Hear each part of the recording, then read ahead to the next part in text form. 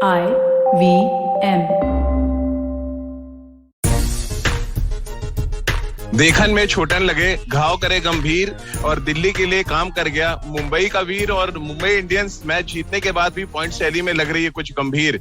नमस्कार, आप देख रहे हैं और सुन रहे हैं खेल नीति, और मैं हूं आपका होस्ट और दोस्त राजीव मिश्रा। और मेरे साथ आज दो बेहद खास मेहमान हैं। हमारे साथ सबा करीम है, पूर्व क्रिकेटर और सिलेक्टर। साथ में निखिल चोपड़ा है हमारे साथ, पूर्व क्रिकेटर और इस समय आईपीएल में कमेंट्री कर रहे हैं और बहुत नजदीक से आईपीएल के मैचेस को देख रहे हैं। इनसे आज हम जानेंगे कि दिल्ली कैपिटल्स ने आखिर ऐसा कौन सा वैक्सीन लिया है जिसके दम पर वो लगातार अच्छा प्रदर्शन कर रहे हैं। मुंबई इंडियंस क्यों मैच जीतने के बाद भी पॉइंट्स टैली में थोड़ा फंसती हुई नजर आ रही है, और बाकी की टीमों का क्या कुछ हाल रहा है, और आने वाले वीकेंड में क्या पॉइंट्स टैली की तस्वीर थोड़ी सी बदलेगी। इन सभी मुद्दों पे बातचीत करेंगे। लेकिन चर्चा की शुरुआत, क्योंकि जो महफिल लूटता है उसी से चर्चा की शुरुआत हमेशा होती है, और महफिल लूटने का काम कल किया दिल्ली कैपिटल्स के छोटे से बल्लेबाज, यानी छोटा बम बड़ा धमाका करते नजर आए पृथ्वी शॉ अहमदाबाद के मैदान पर। और अच्छी बात यह कि दिल्ली कैपिटल्स के टैलेंट हंट के हेड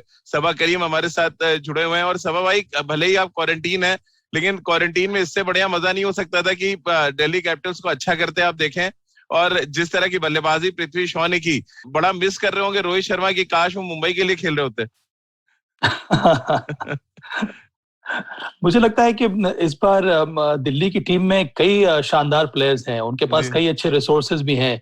क्योंकि आप देखेंगे हर मैच में कोई ना कोई उनका बड़ा प्लेयर खेल नहीं पा रहा है इंजरी की वजह से। अक्षर पटेल बाहर थे, उनको इस पैंडेमिक की वजह से वो खेल नहीं पाए, कोविड हो गया था, वो वापस आ गए हैं। अमित मिश्रा पिछले मैच में वो नहीं खेल पाए, और उसके बावजूद कहीं ना कहीं से उनके पास शानदार प्लेयर्स निकल कर आ रहे हैं, इसकी वजह से उनका प्रदर्शन इतना अच्छा हो रहा है।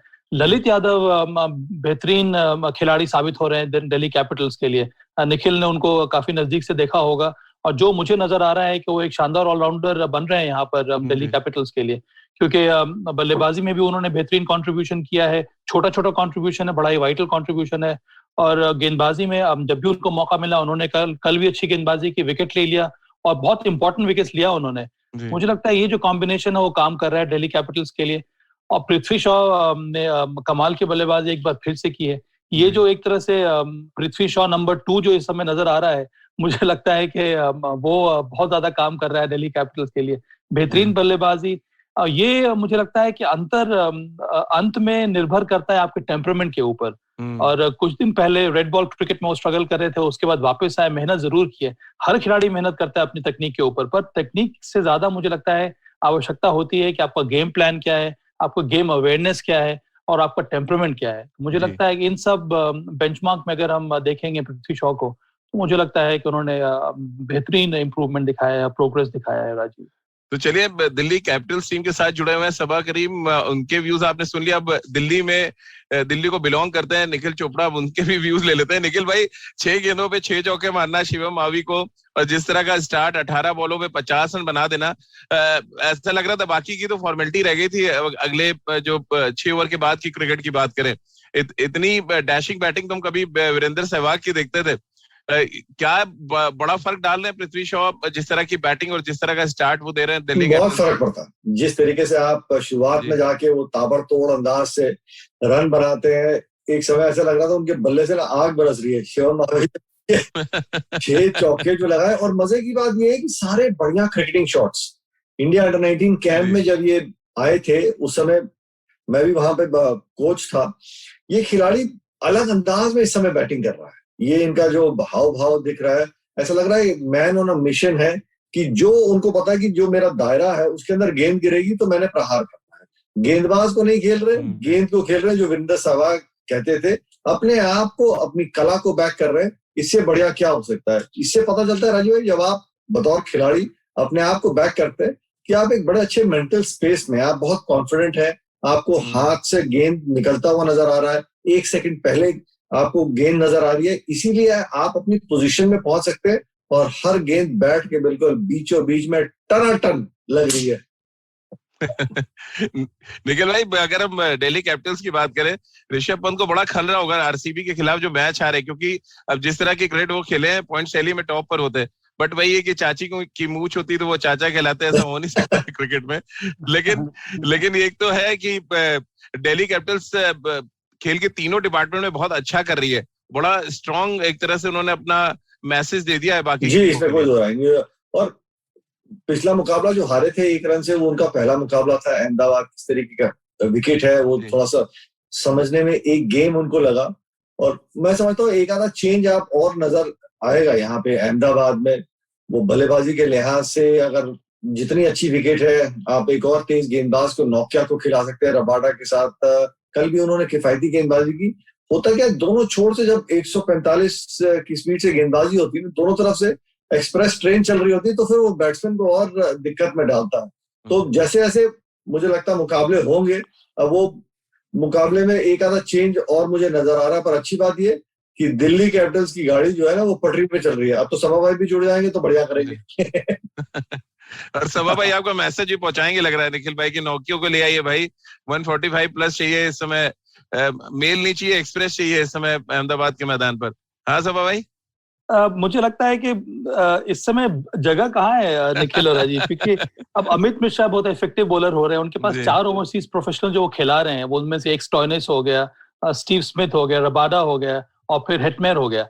तो मुझे लगता है किसी भी इनमें से किसी एक को ड्रॉप करना थोड़ा कठिन होगा। स्टीव स्मिथ का रोल बहुत ज्यादा इंपॉर्टेंट है यहाँ पर। मुझे लगता है कि नंबर 3 पर वो आते हैं बैटिंग करने के लिए। और इस बार अगर हम देखेंगे तो जो पार स्कोर है हर एक विकेट पर, वो 170 180 के बीच में ही है।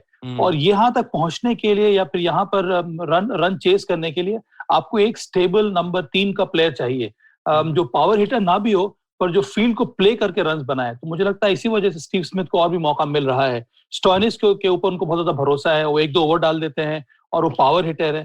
तो मुझे लगता है कि इस समय नॉर्गे को खिलाना बड़ा कठिन होगा, पर आने वाले समय में कुछ भी हो सकता है। निर्भर करेगा फिर से विकेट के ऊपर, किस तरह से विकेट बिहेव कर रहा है, फिर वहां पर वो डिसाइड करेंगे। तो मुझे लगता है कि यहाँ पर दिल्ली कैपिटल्स की जो टीम मैनेजमेंट है, जो कोचिंग टीम है, वो बहुत ज्यादा प्रोएक्टिव है। उन्होंने बहुत जल्दी, और ये बात हम लोगों ने कई बार पहले भी की है कि ऐसी टीमें जो बहुत जल्दी विकेट को एसेस कर लेंगी, जो कंडीशंस को एसेस कर लेंगी, वही मैच जीतेंगी। और वही मुझे लगता है कि उनके चांसेस जो है प्लेऑफ्स में क्वालिफाई करने के लिए वो बढ़ जाएंगे। आप यहाँ पर लेजी नहीं हो सकते हैं अपने थॉट प्रोसेस में और विकेट को रीड करने में। बिल्कुल। और निखिल भाई, एक चीज जो नजर आई है इस बार के आईपीएल में खास तौर से, ये जो नॉन प्लेइंग कैप्टन्स हैं जो डगआउट में बैठे हैं, है तो कोच का नाम, बट वो नॉन प्लेइंग कैप्टन की तरह मुझे लग रहे हैं इसमें जो मैं मैचेस देख रहा हूँ। कुछ लोग अच्छे तरीके से कंट्रोल कर रहे हैं, कुछ लोगों के आउट ऑफ कंट्रोल जा रही हैं चीजें। क्या ये बड़ा फर्क पड़ रहा है जो डगआउट से मैसेज जा रहे हैं?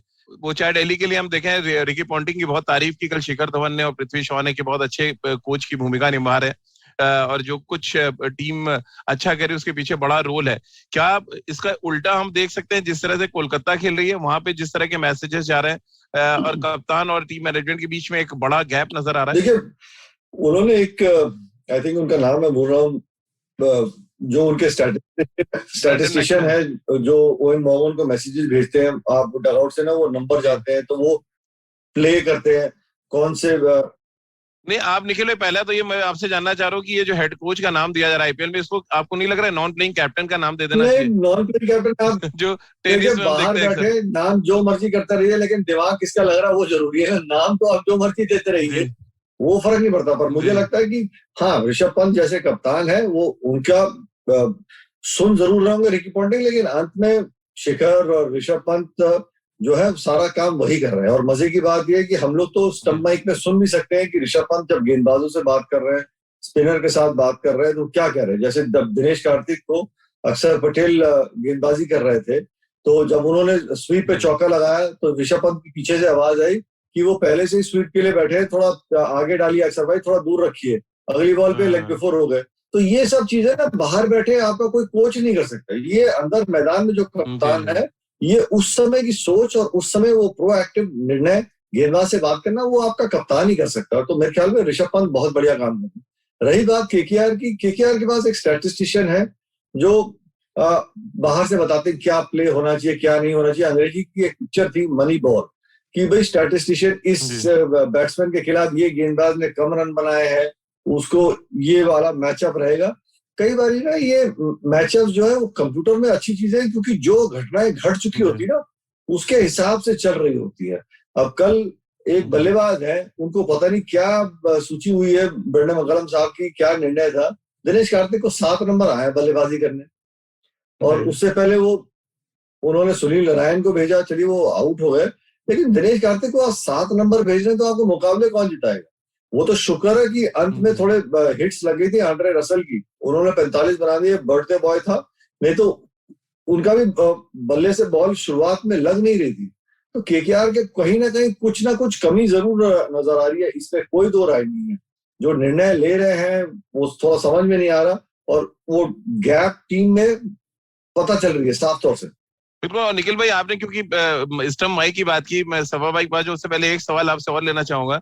जब ब्रेक हुआ, पृथ्वी शॉ बड़े धुआंधार अंदाज में बैटिंग कर रहे थे, तो ऋषभ पंत उनको समझा रहे थे और कमेंटेटर सारे हंस रहे थे कि वो क्या उनको बता रहे होंगे आगे जाके, और वो पूरे एक्सप्रेशन के साथ बता रहे थे कि तेरा बैट का फ्लो इधर जाना चाहिए, हाथ इधर चलना चाहिए, और अंत में वो चीजें यही लग रही थी कि वो 100 के लिए बनाने जाओ, और जब वो बैटिंग करने आए तो ऐसा लगा खुद ही 100 बनाने चले जाना है उनको।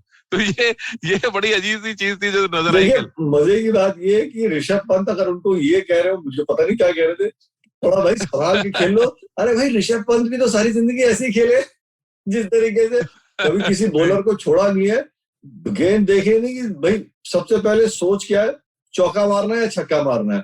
ये आजकल की जो युवा पीढ़ी है ना राजीव भाई, उनकी सोच ऐसे है। एक समय था जब हम लोग भी खेलते थे, या हर बैट्समैन की एक कला होती है, जब वो गेंद को पहले देखता है तो उसकी पहली सोच क्या होती है, मुझे रोकना है। राहुल द्रविड़, टी.एस. लक्ष्मण, जो जितने भी महान खिलाड़ी थे, और एक तरफ सोच होती थी जब एक बॉलर के हाथ से बॉल निकलती थी, वीरेंद्र सहवाग हो गई, या ये पृथ्वी शॉ, या ये ऋषभ पंत, मैं तुलना नहीं कर रहा, बट हर खिलाड़ी की एक सोच होती है कि वो अपने आप को बैक करता, पहले चौका मारूंगा, सेकंड थॉट होता है कि मैं डिफेंस करूंगा। तो ये आज की युवा पीढ़ी है जो T20 के धमाके उड़ा रही है। बिल्कुल। और सभा भाई, लेकिन धर्म संकट में तो आपको फंसा दिया था, कल आप क्वारंटीन में थे। आपका जो दिल है वो कोलकाता टीम के साथ, दिमाग आपका, क्योंकि जाहिर सी बात है आप दिल्ली टीम के साथ जुड़ गए तो उसके साथ होगा। ये कोलकाता वर्सेस दिल्ली में आप फंस गए, और तब थोड़ी परेशानी और बढ़ जाती है जब वन साइडेड मैच हो जाए एकदम, मतलब कहीं कोलकाता लग ही नहीं रहता। आपको लग रहा है बहुत सभा भाई पिछड़ गई है कोलकाता, वापसी बहुत मुश्किल है उसके लिए अब? मुझे लगता है कठिन होगा ये रास्ता अब केकेआर के लिए। मुझे हमेशा से ये लगता है कि सही कॉम्बिनेशन चुनना बहुत जरूरी है, और यहाँ पर कुछ ना कुछ गड़बड़ी हो रही है। एक तो सबसे बड़ी समस्या है कि ऑयन मॉर्गन ने सिर्फ एक मैच में कुछ रन बनाए हैं, उसके अलावा आपने रन बनाए नहीं है। और सुनील नारायण और मॉर्गन 0 पे आउट हुए बैक टू बैक जी। और राजीव, फिर ये भी है ना कि T20 में सिर्फ पावर प्ले का मैच नहीं है, आपके मिडिल ओवर्स में भी आपको अच्छे तरह से उसमें आपको यूटिलाइज करना होगा। तो अगर आपका मिडिल ऑर्डर फेल कर रहा है, वो रन नहीं बना रहे हैं, तो फिर आप क्या करेंगे? टॉप ऑर्डर भी आपको उतना स्टेबल नहीं हो रहा है। जो निखिल ने बात की, मुझे ये भी लगता है कि कई बार ना, देखिए डेटा तो कई सारे अवेलेबल है, हर एक टीम के पास डेटा एनालिस्ट है, स्टैटिस्टिशियन है, वो आपको ढेर सारे डेटा आपके सामने लाके रख देंगे कि ये लेफ्ट आर्म सीमर के सामने किसको बैटिंग करनी चाहिए, ये राइट हैंडर के सामने कहाँ पर बॉल डालनी चाहिए। पर वो निर्भर करता है कोच के ऊपर, वो निर्भर करता है कप्तान के ऊपर कि उस डेटा को कितना आप यूज करें अपने लिए। और ये जरूरी नहीं है कि आप डेटा ही हमेशा आपको ड्राइव करेगा डिसीजंस में। अब मैं एक और आपको उदाहरण दे रहा हूँ। 1-2 दिन पहले जो सनराइजर्स का मैच हुआ था, वहां पर आपने केन विलियमसन को नंबर 4 भेज दिया, मनीष पांडे को नंबर 3 भेज दिया। क्यों भाई? उसके पहले केन विलियमसन ने नंबर 3 पे आकर आपके लिए इतनी अच्छी बैटिंग की थी, और नंबर 4 पर केन विलियम्स की जगह बनती ही नहीं है। तो वो क्यों ऐसा हुआ? क्योंकि वो मैचअप ये कह रहा था कि कोटला के मैदान पे मनीष पांडे अगर नंबर 3 पर जाएंगे तो वो ज्यादा रन बनाएंगे। रन तो बना लिए उन्होंने ज्यादा, पर वो एक्सेलरेशन कहाँ देखने को मिला? तो आप ये कई बार मुझे लगता है बहुत ही अटपटा सा लगता है कि इतना ज्यादा डेटा आपके पास अवेलेबल है, और आपको अपने अंत में आप, क्रिकेट जो बड़ा इंस्टिंक्टिव गेम है, आपको कई चीजें अपने हिसाब से सोचनी होती हैं, गट फीलिंग के साथ आपको जाना होता है। मुझे लगता है कि यहाँ पर केकेआर जो है थोड़ा बहुत मात खा रहा है। उनको सही प्लेयर को चुनना बहुत जरूरी है, उनको ठीक प्रकार से इस्तेमाल करना बहुत जरूरी है, जो इस समय केकेआर कर नहीं पा रहा है। लेकिन निखिल भाई, ऐसा एग्जांपल दे दिया सभा भाई ने। अभी एक कप्तान को हटाने की हम बात कर रहे थे, डेविड वार्नर को। कल जिस तरह की कप्तानी और जिस तरह का कम्युनिकेशन गैप है सनराइजर्स हैदराबाद और कप्तान के बीच में, और अगला अगर कोई नंबर आ रहा है तो एवन मॉर्गन का, जिसका एक लंबा बड़ा गैप नजर आ रहा है टीम मैनेजमेंट के साथ। क्या ये IPL सीजन 14 क्या 2 कप्तानों को हटते देखेगा? एक इतिहास बनेगा क्या? देखिए, पिछली बार भी केकेआर सीजन के बीच में कप्तान बदले थे, दिनेश कार्तिक। मुझे और तब टीम ठीक कर रही थी, उतना खराब नहीं जितना अभी कर रही है। पर निखिल वो बदला नहीं था, उन्होंने खुद रिजाइन कर दिया था। वो एक बहुत बड़ा अंतर है भाई, वो मतलब नहीं तो दबाव की राजनीति है सभा भाई, ये तो होता है, दबाव आप डालेंगे तो आके कहेगा वो दुनिया की आंखों में रिजाइन था, लेकिन पीछे पेन किसी और ने पकड़ाया था। तो मुझे नहीं लगता कि सीजन के बीच में ओवेन मॉर्गन के हाथ में कलम पकड़ाई जाएगी। हाँ, वो अलग बात है कि मुझे लगता है गर्मी बढ़ रही है, कहीं वो एक आधा मुकाबले में मांसपेशी ना खिंच जाए। और ये भी बड़ा नेचुरल आता है सब भाई, किसी भी कप्तान के लिए टॉस से आके बोलना कि निगल है और वो नहीं खेल रहे हैं, और दूसरा कप्तान आके ये बात बोल रहा हूँ। तो चलिए बहरहाल ये तो बात हो गई देश की राजधानी दिल्ली की, जो बहुत अच्छी क्रिकेट खेल रही है आईपीएल सीजन 14 में। अब हम आर्थिक राजधानी की बात कर लेते हैं, मुंबई की। और निखिल भाई, क्योंकि आप मुंबई में चर्चा की शुरुआत आपसे ही कर लेते हैं, बड़ी जीत हासिल की और क्विंटन डिकॉक को कल आप बहुत बैक कर रहे थे जब मैंने उनको ड्रॉप करने की बात की थी और कहा था कि क्रिस लिन को लाना चाहिए टीम में। क्विंटन डिकॉक ने बहुत जबरदस्त बल्लेबाजी कर दी और ऐसा लग रहा था कि हम किसी कोटला के प्लेयर को ही खेलते देख रहे हैं। ये कैसे आप देखते हैं मुंबई के प्रदर्शन को? अभी भी कुछ परेशानियां जो हम लगातार चर्चा कर रहे हैं मुंबई की, वो निकल कर आ रही है सामने, लेकिन कल क्विंटन डिकॉक क्योंकि ऐसे खेले कि बाकी का नंबर ही नहीं आया। ये मैं हमेशा मानता हूँ, आप महेंद्र सिंह धोनी को देख लीजिए, आप रोहित शर्मा को देख लीजिए, ये ऐसे कप्तान है कि ये परिस्थितियां पढ़ते हैं, ये सिर्फ प्लेयर बदलने की कोशिश नहीं करते, कॉम्बिनेशन एक बार बना लेते हैं तो उसको पूरी तरीके से बैक करते हैं। क्विंटन डिकॉक ने रन नहीं बना रहे थे क्योंकि वो चेन्नई में खेल रहे थे, मुश्किल विकेट था बैटिंग करने के लिए, वहां पे मुंबई 2 मुकाबले जीत के आई। जब आप बढ़िया विकेट पे आए तो आपको पता है कि हमारी कॉम्बिनेशन में एक खिलाड़ी सटीक बैठ रहा है, तो उसको पूरी तरीके से बैक उन्होंने किया और उन्होंने एक तरफा मुकाबला करा दिया। और दिल्ली में इतना अच्छा विकेट है अरुण जेटली स्टेडियम में। मजे की बात यह है कि कल हम सबको लगा था, और अभी भी मैं मानता हूं, मुझे लगता है कि वो एक बैट्समैन कम खिला। ईशान किशन को नहीं ड्रॉप करना चाहिए। मैं मानता हूं अगर आपने नेथन कोल्टर-नाइन को लेके आना है तो वो सीधा स्वॉप था कि आप ईशान किशन को टीम में रखें, क्योंकि 3 ओवरसीज खेल रहे थे, आप जयंत यादव के स्थान पे आप उनको खिला सकते हैं, तो आपकी बैटिंग और कंप्लीट हो जाएगी। लेकिन ये रोहित की सोच है, सपोर्ट स्टाफ की सोच है कि जितना अच्छा विकेट है, हमारे को बॉलिंग ऑप्शन एक अतिरिक्त और लेके चलना है, बाकी की जिम्मेदारी बाकी बल्लेबाज कर लेंगे। और वो सही बैठा। नहीं तो कृणाल पांड्या 4 नंबर पे आके उन्होंने भी 39 रन बनाए, अच्छी पारी खेली, पर मैं मानता हूं अगर उन्होंने 1 ओवर डालना है तो आप ईशान किशन को टीम में रख के खिला सकते हैं, तो कॉम्बिनेशन और थोड़ा सा और बेहतर और सॉलिड नजर आता है। बट खुशी इस बात की है कि कम से कम उन्होंने बैक किया क्विंटन डिकॉक को और उन्होंने रन बनाए। पता चलता है कि वो कितनी सेटल्ड टीम है, वो ज्यादा फेरबदल में बिलीव नहीं करती। बिल्कुल। और सभा भाई, ये जो वेन्यू वाली कहानी हुई, यानी कि आप अपने होम ग्राउंड पे नहीं खेलेंगे, वो चैलेंजिंग कुछ टीमों के लिए कुछ ज्यादा ही हो गई है। अब जैसे हम राजस्थान रॉयल्स को देख रहे हैं, जब वो जयपुर में खेलते थे कभी तो उनका जबरदस्त ट्रैक रिकॉर्ड होता था, वो नहीं हारते थे। सडनली ये जो वेन्यू चेंजेस हो रहे हैं, पहले मुंबई चेन्नई खेले, फिर अहमदाबाद दिल्ली खेल रहे हैं, टीमें कुछ जो बड़ी टीमें वो एडजस्ट कर ले रही हैं। ये राजस्थान रॉयल्स टीम जहां पर संजू सैमसन का इनएक्सपीरियंस कैप्टन होना थोड़ा परेशान कर रहा है, टीम मैनेजमेंट अभी तक सेटल नहीं कर पाया है कि उनकी प्लेइंग 11 क्या है। रेयान पराग को आप कंसिस्टेंटली खिलाए जा रहे हैं, राहुल तेवतिया को आप खिलाए जा रहे हैं। इसके अलावा ओपनिंग में हम देखें, पहले मनन वोहरा, फिर यशस्वी जायसवाल आ गए।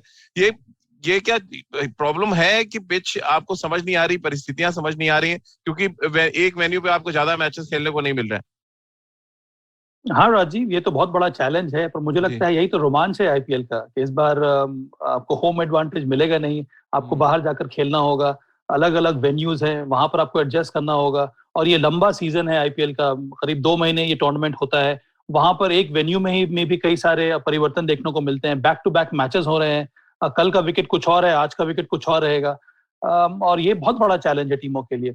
और जो बड़ी टीमें हैं या फिर ऐसे प्लेयर्स हैं जो अडेप्ट कर लेते हैं इन कंडीशंस को, वही टीमें जो हैं अच्छा कर रही हैं। और कई सारे उदाहरण हम लोगों ने देखा है। शिखर धवन की बल्लेबाजी को आप देख लीजिए, पृथ्वी शॉ की बल्लेबाजी को आप देख लीजिए, फाफ डु प्लेसी को आप देख लीजिए, ऋतुराज गायकवाड को देख लीजिए, कई ऐसे प्लेयर्स हैं जिन्होंने अडेप्ट किए। एबी डिविलियर्स को आप देख लीजिए।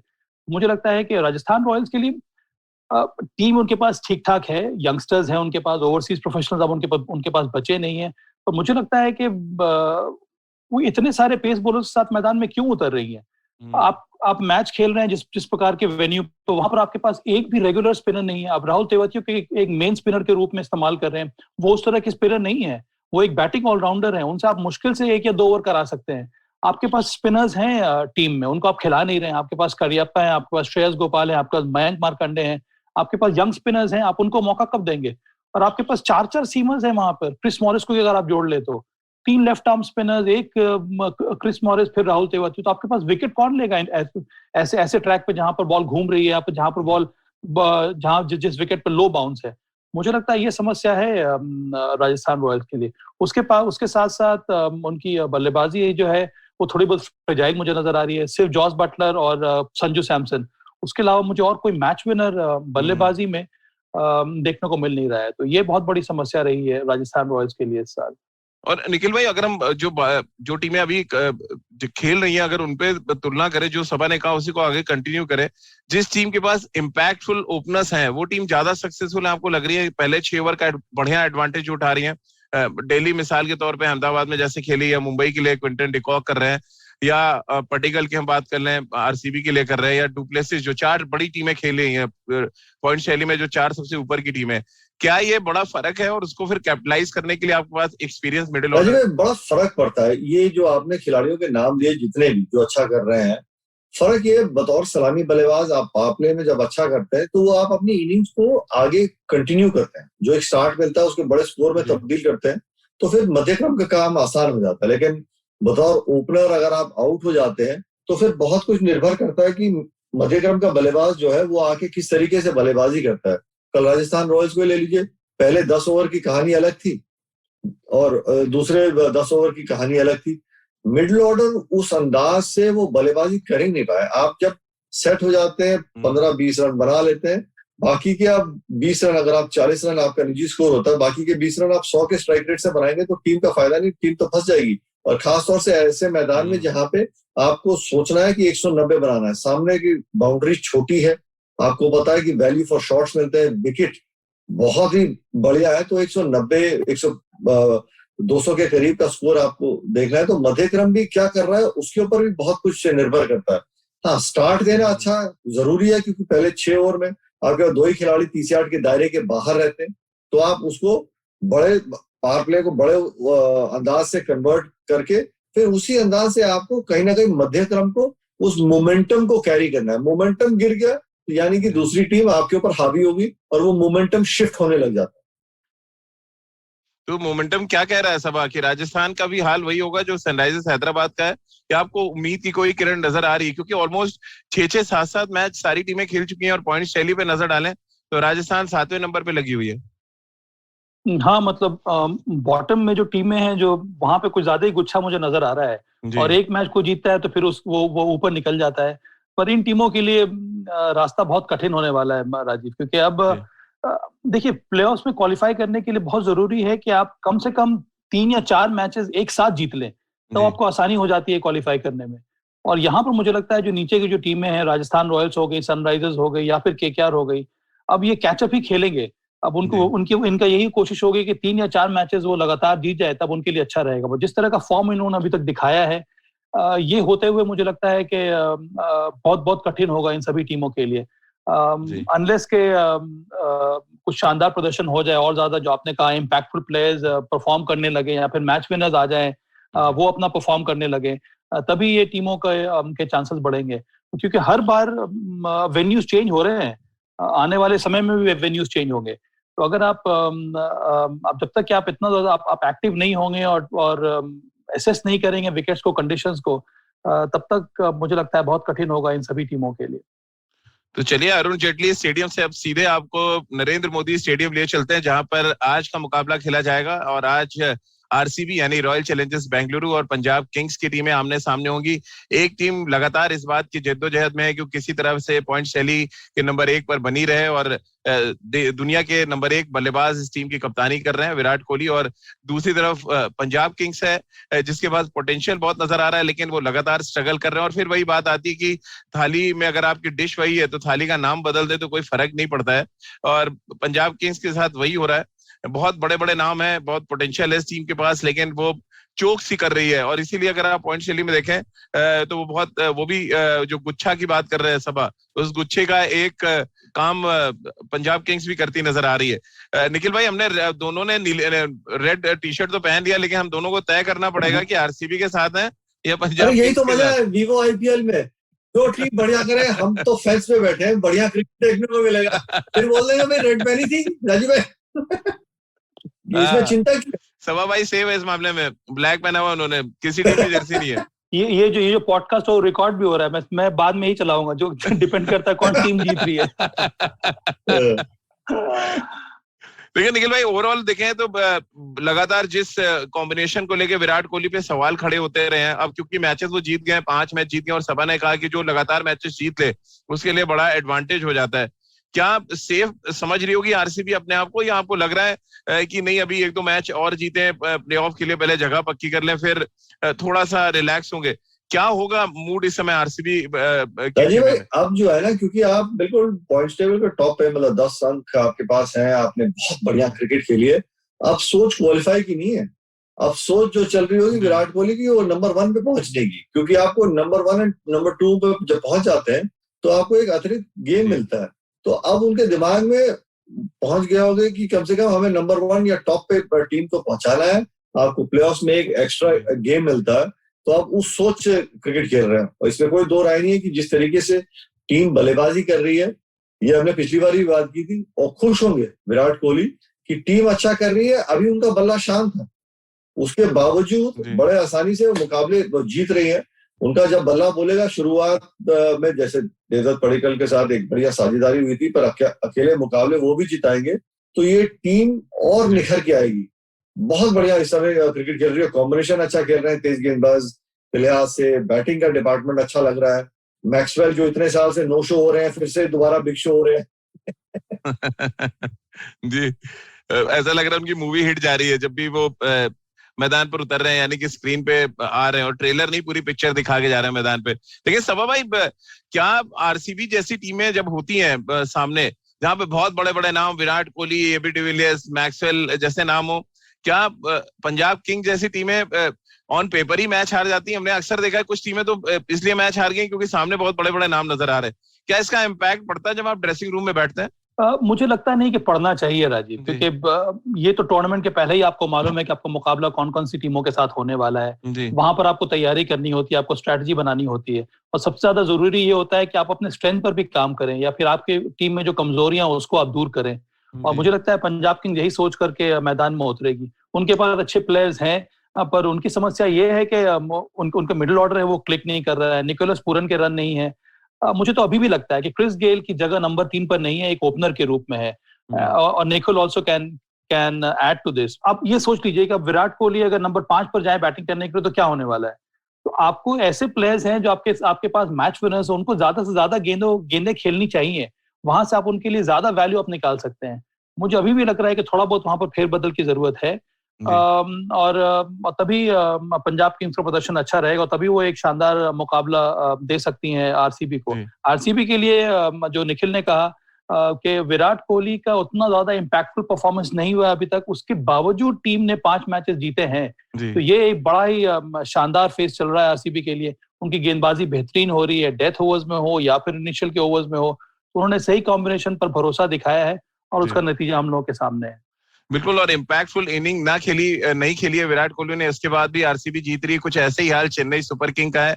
चेन्नई सुपर किंग शनिवार को मैदान पर उतरेगी और सामने होगी मुंबई इंडियंस। शायद आईपीएल सीजन 14 का सबसे बड़ा मुकाबला होगा। निखिल भाई, हमने एक चर्चा की थी जब विराट और महेंद्र सिंह धोनी आमने सामने हुए थे, अब देश के 2 सबसे बड़े क्रिकेटिंग ब्रेन जिनको कहा जाता है वो आमने सामने होंगे। शनिवार को ये मुकाबला है, और शायद आईपीएल सीजन 14 का सबसे बड़ा मुकाबला, तो यानी कि होने वाला है शानदार शनिवार। देखिए, 2 कड़ाके की टीमें हैं, और वो अरुण जेटली स्टेडियम का जो विकेट है वो बहुत बढ़िया है, मतलब प्योर पैसा वसूल शाम एंटरटेनमेंट दिखने वाली है। अब देखना है कि किस कॉम्बिनेशन के साथ मुंबई इंडियंस उतरती है, क्योंकि जैसे गेंदबाज हैं, जो गेंदबाज चेन्नई सुपर किंग्स के लिए बढ़िया प्रदर्शन कर रहे हैं, सबसे पहले तो सारी की सारी जो इंपॉर्टेंस और सोच और जो गेम प्लान और प्लानिंग चल रही होगी ना, वो ये हो रही होगी कि भैया रविंद्र जडेजा को कैसे रोके। कि वो एक ओवर में आके वो 37 रन बना देते हैं, वो विकेट बीच में चटकार रहे हैं, उनके आसपास से कोई रन लेता है तो सटीक निशाना रहता है, जैसे बचपन में कंचे खेलते थे, रन आउट करके दे देते हैं, तो सबसे पहले तो सब सोच रहे होंगे भाई रविंद्र जडेजा को कैसे संभालें। But on a serious note कि ये बहुत बढ़िया मुकाबला होने वाला है, क्योंकि दो टीमें अच्छा परफॉर्म कर रही हैं। चेन्नई वानखेड़े में खेल के बढ़िया प्रदर्शन करके आ रही है, वहीं पे मुंबई इंडियंस पिछला मुकाबला अच्छी विकेट पे खेले, उससे पहले वो चेन्नई में खेल रहे थे। तो अब जो है ना वो मैचअप, आपके रिसोर्सेज जो है बतौर टीम एज बैटिंग यूनिट, वो पूरी तरीके से यूटिलाइज होंगे।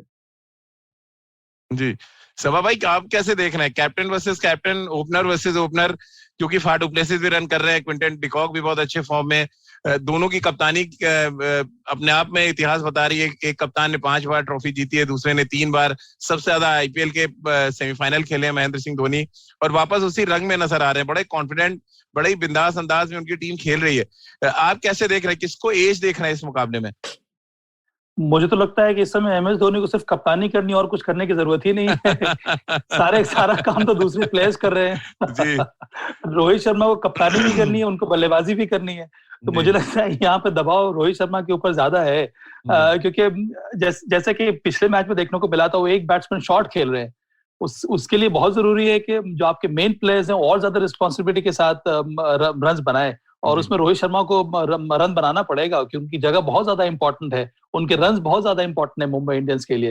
हाँ, भिड़ंत है, बहुत दोनों टीमों का मुकाबला होने वाला है, पर यहाँ पर एज जो मुझे लग रहा है वो सीएसके के साथ है, क्योंकि उनका कॉम्बिनेशन कितना अच्छा खेल रहा है इस समय। ओपनर्स है, उसके बाद सुरेश रैना है, जडेजा है, मोइन अली सबसे इम्पोर्टेंट मेरे लिए, तो मोइन अली लग रहे हैं जी।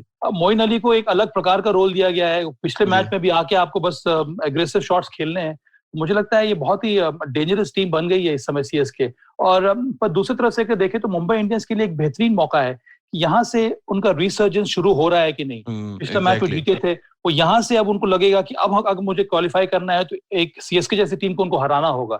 तब मुझे लगता है कि उनका मनोबल ऊपर हो जाएगा, उनको कॉन्फिडेंस बढ़ जाएगा, और फिर उनकी रेस जो है क्वालिफाई करने के लिए वो थोड़ी बहुत आसान हो सकती है। 2 टॉप टीमों के बारे में बात कर लिया, क्योंकि वीकेंड पे हम सीधे जो मैचेस होते हैं उसका एनालिसिस लेके मंडे को मिलते हैं। निखिल भाई, जल्दी से एक रिएक्शन आपका चाहूंगा। संडे को जो पहला मुकाबला है राजस्थान रॉयल्स और सनराइजर्स हैदराबाद के बीच में, एक टीम 7वें नंबर पे, एक टीम 8वें नंबर पे, क्या इस मैच का कोई महत्व है आपके नजर में? देखिए, महत्व तो है, लेकिन इस सीजन अगर वो क्वालिफाइंग की रेस से बाहर तो नहीं मैं कहूंगा, क्योंकि ये वीवो आईपीएल में कुछ भी उतार चढ़ाव कभी भी हो सकता है। लेकिन प्लेयर्स के अपने लिए, एक रेपुटेशन के लिए, क्योंकि अगले साल जो है ना ये इंडियन पैसा लीग बन जाएगी, क्योंकि बड़ा ऑप्शन होने वाला है, तो भैया परफॉर्म कर लो, नहीं तो दुनिया बड़ी जल्दी भूल जाती है। जी सबा भाई, आप कैसे देख रहे हैं इस मुकाबले को, राजस्थान वर्सेस सनराइजर्स हैदराबाद? इसमें किस टीम को आप थोड़ा सा ऊपर देख रहे हैं? 7वें 8वें नंबर पे लगी हुई है, पॉइंट शैली में सबसे नीचे, सितारे जमीन पर। अब मैं देख रहा हूँ मैंने कौन से कलर की शर्ट पहनी हुई है, क्या बताऊं मैं। दोनों की हालत बहुत ज्यादा खराब है। राजस्थान, मुझे लगता है कि अगर वो 1 या 2 चेंजेस कर लेंगे तो उस टीम में वो पोटेंशियल है जो बड़ी टीमों को भी सरप्राइज कर सकती हैं। इसलिए मुझे लग रहा है कि राजस्थान रॉयल्स के पास मौका है यहाँ पर। एसआरएच की हालत कुछ ज्यादा ही खराब लग रही है मुझे। केन विलियमसन आ गए हैं, उसको वजह थोड़ी बहुत स्टेबिलिटी आ रही है, पर अंत में एसआरएच के जो मेन प्लेयर्स हैं, डेविड वार्नर, केन विलियमसन, इन दोनों को बहुत ज्यादा इम्पैक्टफुल परफॉर्मेंसेस देना होगा, नहीं तो बहुत ज्यादा मुश्किल होने वाला है एसआरएच के लिए। हाँ, मजे की बात ये है, जैसे हम लोग बात कर रहे हैं ना, तो वहां पे सिर्फ एक गेंदबाज नजर आता है आपको हैदराबाद में, राशिद खान की, जो विकेट चटका सकते हैं, अच्छी विकेट पे वो तंग कर सकते हैं। और वही राजस्थान रॉयल्स में आपको फास्ट बॉलर के बजाय कोई ऐसा स्पिनर पता ही नहीं चल रहा कि कौन विकेट आके निकालेगा। बीच में 6 ओवर खत्म होते हैं, फास्ट बॉलर की जगह स्पिनर आते हैं, तो विकेट कौन निकालेगा? तो दोनों एक ही तरीके के बोट में चल रहे हैं। जी, एक आखिरी मुकाबला संडे को निखिल भाई है, Delhi versus Punjab Kings. Punjab Kings के पास मौका है, क्योंकि उनका जो नेट रन रेट बहुत अच्छा है। आपको लग रहा है उनके पास भी थोड़ा सा ऑक्सीजन मिलने की बात है? अगर वो जीतते हैं दिल्ली के खिलाफ तो एक ऑक्सीजन मिलेगा, और उस टीम में पोटेंशियल आपको नजर आ रहा है? क्योंकि पंजाब किंग्स में भी जिस तरीके के बल्लेबाज हैं, वो मुकाबले जिता नहीं रहे, कंप्लीट नहीं कर रहे।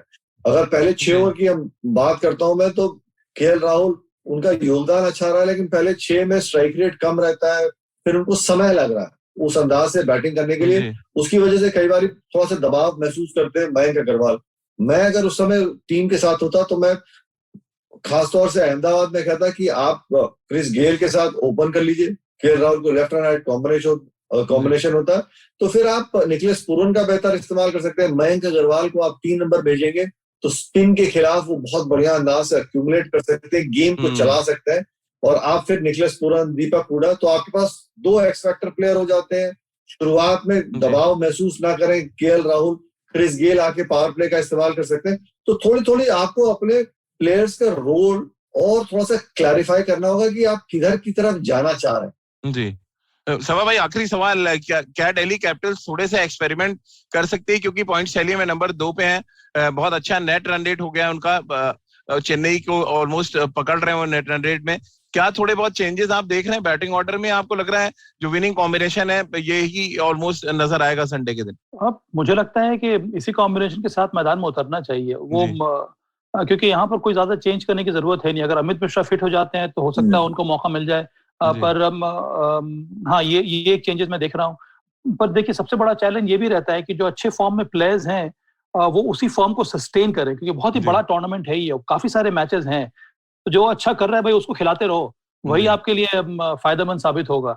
मुझे लगता है ये बेहतरीन कॉम्बिनेशन है। जो भी थोड़ा बहुत चेंजेस में देखने को मिलता है वो बैटिंग ऑर्डर के हिसाब से, बैटिंग ऑर्डर में ही देखने को मिलता है या फिर कंडीशन के हिसाब से। तो मुझे लगता है कि इस समय दिल्ली कैपिटल जो एक अच्छे स्पेस में है। चलिए सब, बहुत बहुत शुक्रिया आपका। निखिल भाई आपका भी बहुत बहुत शुक्रिया खेल नीति पर हमारे साथ जुड़ने के लिए। हमारे दर्शकों का भी, हमारे श्रोता जो है उनका भी बहुत बहुत शुक्रिया खेल नीति पर हमारे साथ जुड़ने के लिए, और लगातार वो खेल नीति पर हमारे साथ रोज जुड़ सकते हैं हमारे IVM यूट्यूब चैनल और IVM फेसबुक के पेज पर। साथ ही जो हमारे श्रोता हैं वो हमारे साथ सीधे संवाद कर सकते हैं @राजीव मिश्र हमारे ट्विटर हैंडल पे अपने सवाल आप भेज सकते हैं।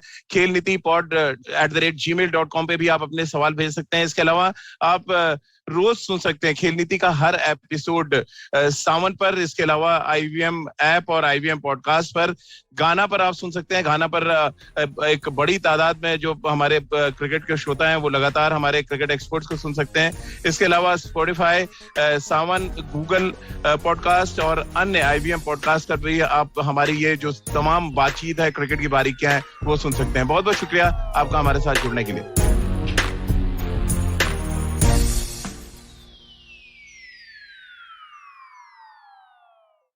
I hope you enjoyed that show. If you aren't following us on social media, please do. We're IVM Podcasts on Twitter, Facebook, and Instagram. Would like to thank the sponsors on the network this week, TheWholeTruthFoods.com, Seat, PayPal, and Cred. We thank you all for your support. Tune in to The Note, where Maruk Inayat talks to Dr. Bipin Joshi about the second wave of COVID. He calls it no less than World War III. On The Habit Coach, Ashton was joined by Yoshita Dave, who is a sex educator and intimacy coach. On Paisa Vaisa, Anupam Gupta was joined by Amit Thakkar and Hiral Jain of Market Pulse Technologies, and they talked about trading in Indian markets. All Things Policy by the Takshashila Institute had on board Mihir Mahajan and Pranay Kotastane to talk about the recent changes in the Indian intellectual property front. You should definitely check out the Cyrus Says episode with Ace casting director Mukesh Chabra. They discussed some of his best work. We also had Ira Mukhoti, who has authored various books on history and mythology from a female gaze. The IPL season's in full swing, and we have Edges and Sledges in English and Khel Niti in Hindi if you want to check out cricket content. Really, really great conversations on both of those shows. Do check those out. And with that, I hope to see you again next week. Namaskar, dear friends. My name is Ashish Vidyarthi. Life, as you know, is a journey. And you and I, travelers, how can we celebrate this travel? I have a podcast for you. Begin the journey. I share stories and moments from my life. Do tune in every Monday and Thursday to listen to my podcast on the IVM Podcast website, app, or wherever you get your podcast from. Cheers. Hi, I'm Zarina Poonawalla, host of the Empowering Series podcast on the IVM network. I happen to be a peak performance coach and leadership coach by profession, and I'm here to share with you productivity tools, life-altering techniques, and real-life hacks to help you achieve your maximum potential in everything you do, your relationships, professions, careers. So tune in every Monday to unleash your inner power. Be safe, be well, be empowered.